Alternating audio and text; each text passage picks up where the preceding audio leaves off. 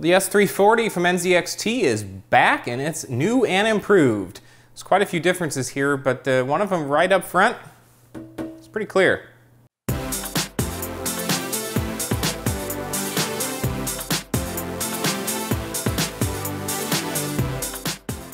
Hello everybody and welcome to Tech Uploaded. I am Chris as always, and today I am excited. The S340 is back. Now, the S340 was one of my favorite cases from NZXT actually, back when I built in it. When was that? Was it 2014? It probably was. Things never seem as far away as they actually were.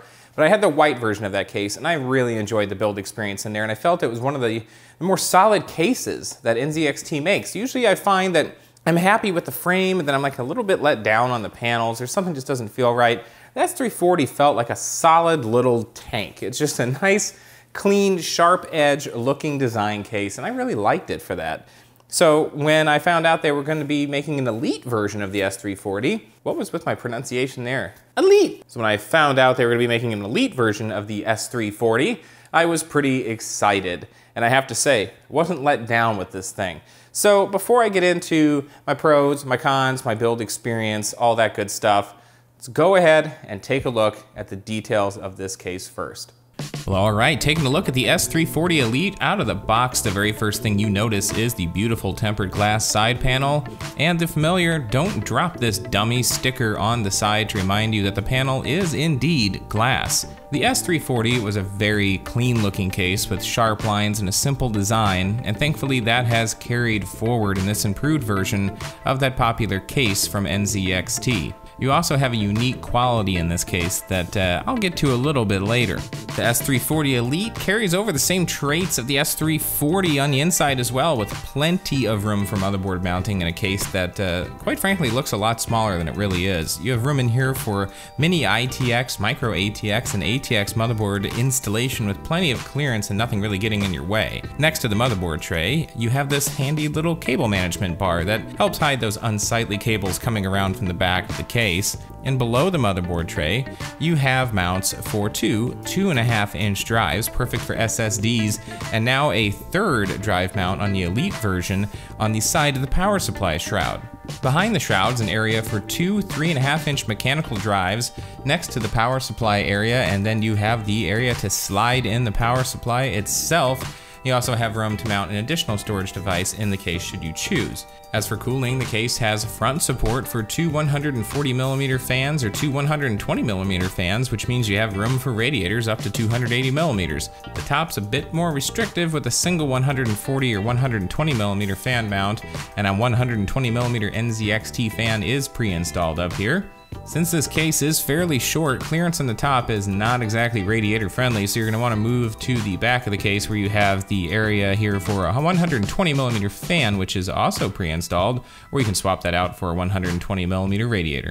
The case is well engineered and is constructed out of steel, which you can definitely feel in the frame. NZXT's always been pretty good about their frames feeling very solid. The plastics are ABS, and the main side panel is, of course, that beautiful tempered glass.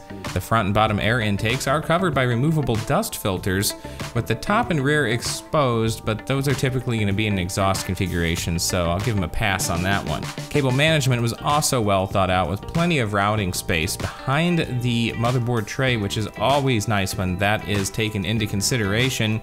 And you have these really nice clamps now in place, which are really handy when you're doing your cable management, because sometimes you need to adjust things or you want to add something later, and cable ties are a real pain when you're in that situation. Finally, looking at the front and rear of the case, the unique aspects of this particular design really start to show here. Along the front, you have your usuals with the power button, two USB 2.0 ports, two USB 3.0 ports, and steel-plated audio jacks. But then what's this? An HDMI port. Around the back, you have your fan mounting area, your I/O shield cutout, 7 PCI expansion slots, and then a small area for your front HDMI cable to kind of stick out the back to plug into your GPU. So what's up with this? Well, NZXT wants the S340 Elite to be VR friendly. So they've added that top HDMI port next to the USB 3 connectivity, and they've given you the option to route that cable around the back to plug directly into your GPU. They even include this magnetic cable management puck thing, which is very strong as far as the magnet's concerned. This will hold your headset and help you keep your cables organized, and that's something I've never seen before in a case.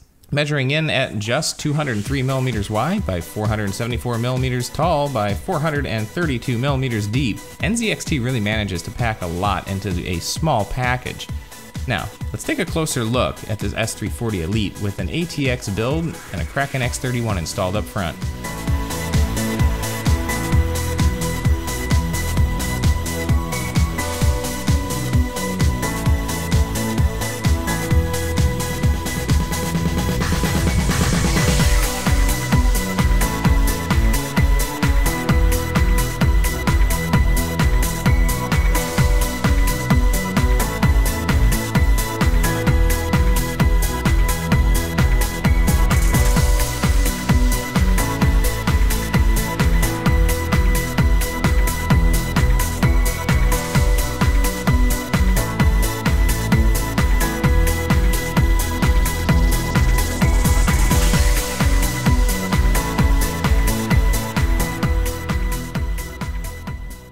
So there you have it. Nice, easy, simple, clean build. Same as when I built in the S340 the last time. So that's one of the things I really like about this case. It's one of those builds where you're done and you walk away from the build experience and there was no point while you were building the computer that you genuinely got angry. And that's always a key component to me. If you don't have to backtrack, or there's not a point where you're like, oh, I did that in the wrong order, or something's not gonna reach, or something doesn't fit. If you can get through a build without any of those things happening, well, you've done well. And that's how this build went. And that makes me very happy because it was incredibly straightforward, and that's exactly what you're looking for. Now, the first thing I wanna point out is the packaging. It's very nice. It's a big box, but look at the graphics on there. Everything looks nice and clean. There's good colors. The box has a great texture. Unfortunately, it is hard foam. But the reason I point that out is because NZXT has always done something that I'm noticing no other case manufacturer seems to do. It's a small thing, but it makes a big difference. They ship the case box inside of another box. So that means when you get the box for the case and you pull it out of the other box, it's clean and looks nice. Every single time I get a case from somebody else, it arrives with the UPS sticker slapped on the side of it. It's scuffed, it's dented all over the place. Sometimes there's a hole in it. So having the box inside a box, more people do that, looks good. When you pull out the case box, you don't look at it and go, ooh, I hope everything in there is okay. Now, as far as the build experience goes, there's not a whole lot to say, and that's a good thing. That means there wasn't any points of contention while I was doing the build. Now, one thing I will say, and I pointed this out in the little up-close overview there, those clamps in the back for cable management actually do make a huge difference. They're really nice. Usually when you're building, you're like trying to cable manage as you go to the best degree that you can, but you don't really want to tie anything down all the way yet because you don't know if something's going to move.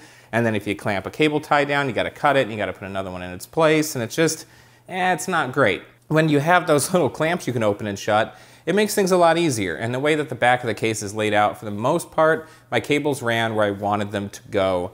The few exceptions to that were the HDMI cables just kind of making a free crazy run.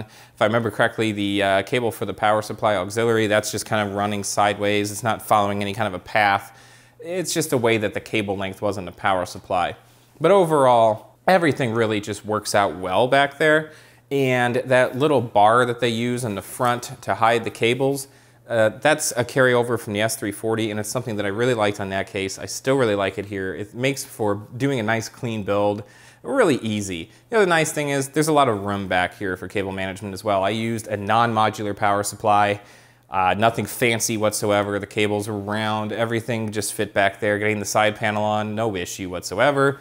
That's a good thing. I like that. Getting the radiator installed, super easy. The only downside is, with the X31 installed up front, clearance for a fan below it was kind of off the table because the I/O at the top kind of eats down into the area for where I mount the X31. Now, I'm pretty sure I could have got around that just by changing its orientation or moving it to the bottom, but I wanted it the way that it is because that's how it is in the box, so I wanted to copy the box. Now, NZXT really promotes this case as being VR friendly, and I will say it's the first case I've ever seen that has an HDMI port on the front or the top, and a little pass-through back here like this. It's kind of reminiscent of the old 3DFX days now with this extra little bonus cable here kind of bridging, but it's got the HDMI port right next to the USB 3.0, and then it has this little puck thing here. It's magnetic for the front of the case, and it is strong. Shockingly strong. It just jumps on there, and you got to put some force to get it off. So anything that you have hanging on this, you're probably gonna be fine. It does separate, so you can run cables through it and then just kind of stick it on the front, you know, however you think it should go. One weird thing I've noticed though is when I have that installed on the front, it introduces a little bit of a hum in the case because I think something's happening with the front panel and the fans and some shaking. It's just weird. Acoustically, it changes the acoustics of the case a little bit, which is kind of odd, but it's a unique concept nonetheless. And you could probably use this for storing all kinds of things. It doesn't have to be VR stuff. And it will stick to the back side. Obviously, it's not going to stick to the glass. I mean, it'll stick to the top. Anywhere on the case other than the tempered glass, you can slap these things on there and kind of just do what you want to do. But it is a magnet for hair and dust and all kinds of stuff because it's this soft, textured, rubbery feel so you don't scratch the case. But yeah, interesting. Slap that puck on there. So you can see in the build, I went ahead and put in my Z97 workstation board with the Xeon processor. The X31 Kraken cooler is in there. Everything's just nice and clean, everything routed easy. I've got an SSD and a mechanical drive. So I'm gonna actually, with the mechanical drive, transition into some of the things that I feel could use improvement with this case. First off, the way that you mount mechanical drives in here, I got lucky. I decided to put in everything first and then put in the power supply, which isn't usually the order I work in, but for some reason I just did it that way this time. And to screw the power supply in, or to screw the hard drive in the mechanical drive on the right-hand side, you have to get the screwdriver behind the shroud in the case and go in sideways because it doesn't look like the tray comes out. So you gotta be able to get your screwdriver in there. Without the power supply installed, super easy, not a problem. If the power supply would have been in there, I wouldn't have been able to get the screw on the right side of the mechanical drive, so that's something to keep in mind. Do that first before you put in the power supply because you're gonna need that room if you have a mechanical 3.5-inch drive. Also, the same gripe I had with the AI Crystal case is back with the S340 Elite, but to a lesser degree. The screws on the outside are a thing again, and I guess that's because they don't want the screws to show on the inside of the case when they're using these full glass panels because they don't hide that area. I don't know. To me, screws on the inside, I mean, is it that big of a deal? And the main reason I have a problem with this is getting the screwdriver in to screw these down is kind of a pain. If you've got a screwdriver like I do with the interchangeable bits on the end, it's a little bit wide so those bits can go in and out, and it makes it so you kind of have to come in at an angle to screw your PCI expansion cards in. Now, the little thing that slides in to, like, I don't even know what the purpose of this thing is, but it slides in to kind of hide the area where the cards go in, and it's, you know, you see in the up close. That particular piece in the AI Crystal case, it had to like slide in and then do this weird turn, and it went in kind of from the inside, and it made it a real problem when you're trying to get everything buttoned back up again, especially when you had large graphics cards installed. Thankfully, the NZXT version of that system, just everything's on the outside. So I actually didn't have any problems whatsoever installing expansion cards in here. I just hate having to screw these screws down when they're on the outside like that. It's a lesser annoyance than in the entities, but it's still kind of annoying. I just don't think screws showing on the inside is that big of a deal, but hey, that's just me. If I'm really getting nitpicky here, it would be nice to have some dust filterage on the top. I mean, you could put one of the magnetic ones in here, I guess, although that didn't go super well in the last implementation I saw of it. Other than that, there are dust filters in the front and bottom, so that's good. And my case has a very wiggly, loose power button. Let me see if the mic will pick it up. The power button just feels like it's about to fall apart at any minute. It works, lights up, man, it looks good, but it feels like something bad's about to happen. I checked the connections in the case and everything, and it seems solid, so I don't know if it's just my power button or if they're all like that, but it doesn't instill confidence the way that it feels.